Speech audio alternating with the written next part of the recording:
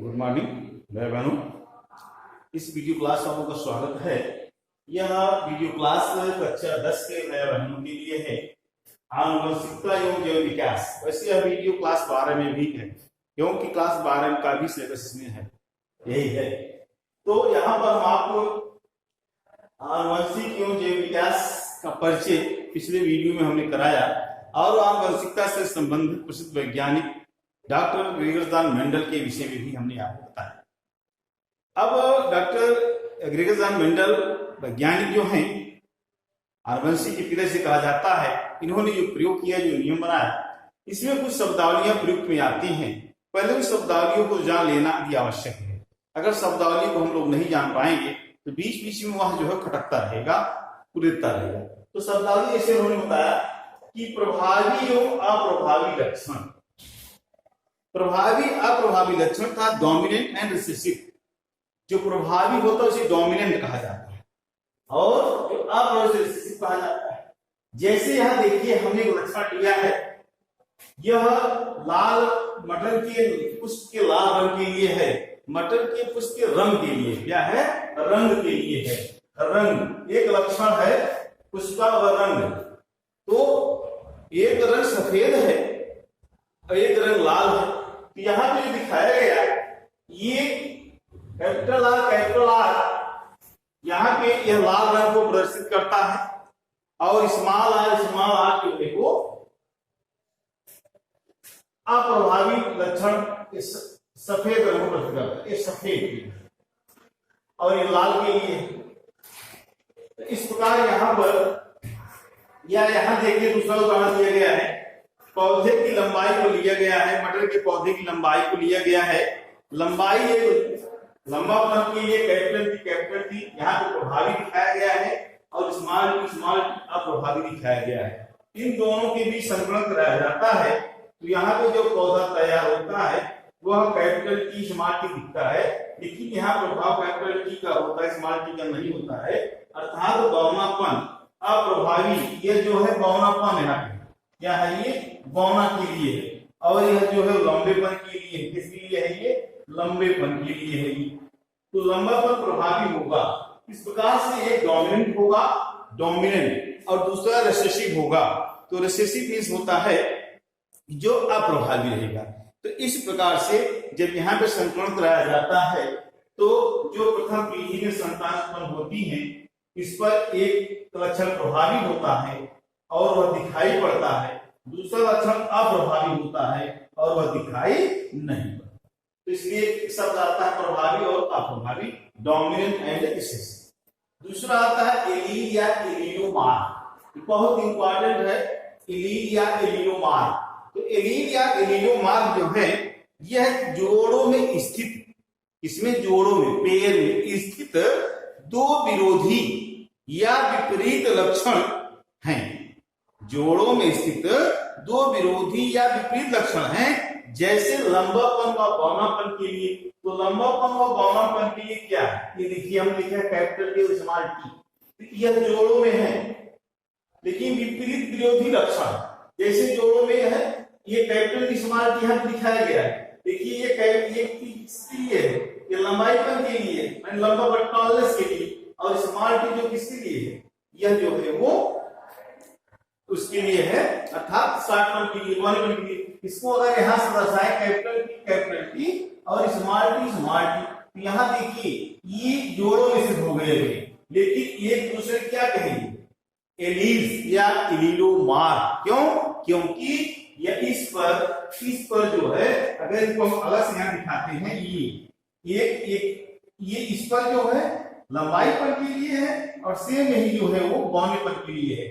Jeans इस प्रकार से ये विपरीत लक्षण तथा विरोधी लक्षण और जोड़ों में स्थित दो विरोधी लक्षण या विपरीत लक्षण होते हैं, जिसे हम एलीलोमार कहते हैं। फिर आता है समयुग्मजी।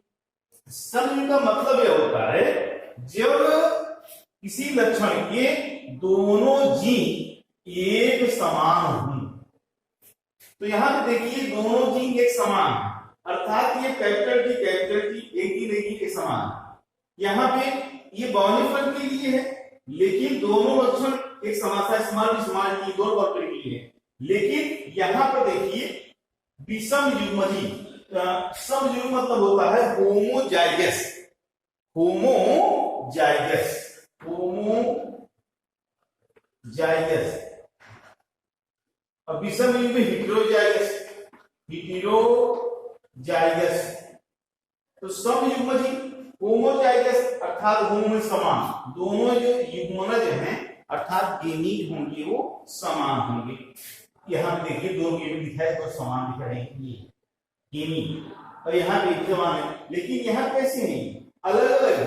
कैपिटल टी एक स्मॉल टी अर्थात एक लंबाई पन के लिए एक बाउंड्री पन के लिए, तो जब समान होंगे तो होमोजाइगस ये समझ लीजिए, और असमान होंगे तो उन्हें हेटेरोजाइगस कहा जाएगा। तीसरा था संकर।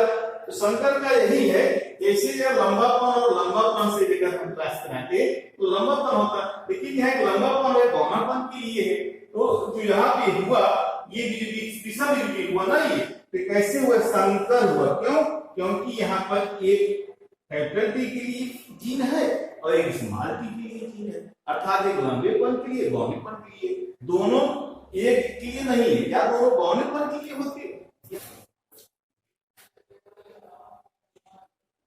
तो इस प्रकार से यहां पर जो है यह संकर हो गया, अर्थात एक प्रभावी और दूसरे अप्रभावी मिलाकर के जो बने ये विषम युग्म संकर कहलाए, क्योंकि लंबापन तो है ही लेकिन इसमें बौनेपन का भी रूप छिपा हुआ है, इसलिए इसे संकर कहा जाता है,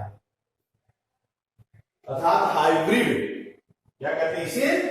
हाइब्रिड संकर। फिर एक संकर संकरण, एक संकर संकरण का मतलब होता है जब एक ही लक्षण के दो विरोधी लक्षणों को ध्यान में रखा जाए, जैसे यहाँ लंबाई बौनापन और लंबापन को एक साथ रखा गया, एक लक्षण हुआ, अर्थात एक संकर संकरण।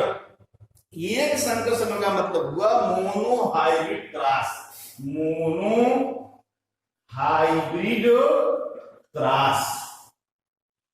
एक ही लक्षण लंबाईपन अर्थात लंबा बौन साथ लिया गया। अब फिर आता है द्विसंकर संकरण, यहाँ पे डाई हाइब्रिड क्रॉस, जैसे यहाँ पर लंबाईपन के साथ साथ मटर के हम फूल के रंग को भी ले लेते, अर्थात एक तो मटर का पुष्प लक्षण देखेंगे सफेद और लाल, और दूसरा लक्षण देखेंगे पौधे की लंबाईपन को। तब अगर दोनों को ध्यान रख करके क्रॉस कराया जाएगा तो इसे कहेंगे द्विसंकर संकरण या डाई हाइब्रिड क्रॉस। एक संकर संकरण जब केवल एक ही लक्षण को, चाहे वो पुष्प के रंग को लेकर के हो या पौधे की लंबाई, किसी भी एक लक्षण। फिर द्विश रूपी और जीन रूपी आता है, जीनोटाइप फिनोटाइप। देखो भैया द्विश रूपी अर्थात फिनोटाइप और दूसरा जीनोटाइप।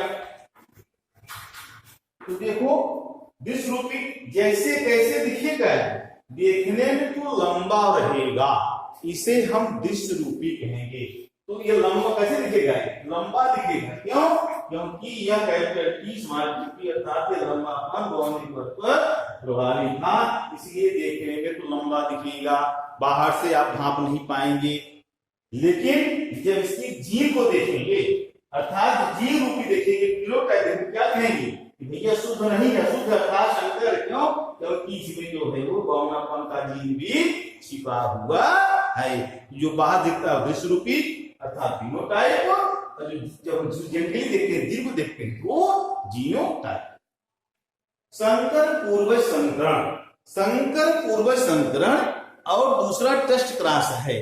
तो संकर पूर्वज संकरण का मतलब यह होता है कि संतानों तथा उनके जनकों में होने वाले संकरण को संकर पूर्वज संकरण कहते हैं। अर्थात जैसे संतान हुई कैपिटल टी या स्मॉल टी, इसको जब हम इसमें से किसी इसमें से दोनों में से अर्थात यह यकोन को जब पेरेंट के साथ संकरण करा देते हैं, कैपिटल टी और कैपिटल टी स्मॉल टी के साथ, या small T into capital T small T से करा देते हैं, तो इसे नाम दिया जाता है संकर पूर्व संकरण या बैकक्रॉस और दूसरा था परीक्षण या टेस्ट क्रॉस। तो टेस्ट क्रॉस जो होता है वह इस F1 के बीच और अप्रभावित के बीच जो संक्रमण कराया जाता है उसे नाम देते हैं टेस्ट क्रॉस।